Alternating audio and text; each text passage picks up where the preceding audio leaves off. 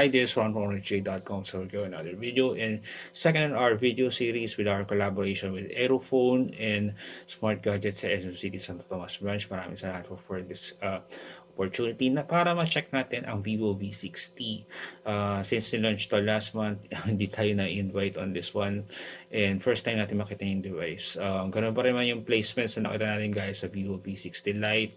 Nasa ibaba yung speakers, dual SIM, USB port, tapos sa kanan naman yung volume rocker and power button, noise cancelling microphone sa taas, and wala kang makikita sa kaliwa.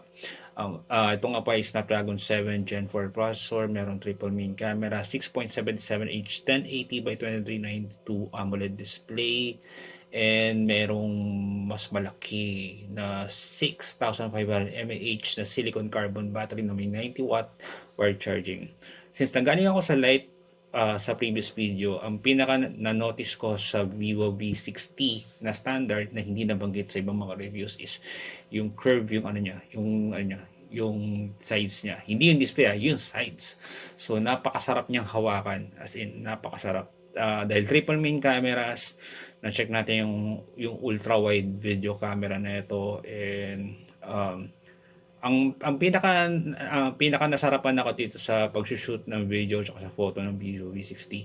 Wala na yung pain point ko dati sa previous V series like ng V30 and V20 o nagkakamali na parang may effort para mag-zoom ka ng photo. Ang zoom interface ngayon ng Vivo V60, not sure sa V50 dahil di rin ako naka ng V50, di rin ako na-invite do sa launch na yun.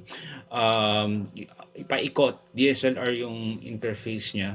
So, mag-iwan din tayo sa separate video ng 4K video sample sa video section. Iba-iba rin yung mga photo and video watermarks na pipilian.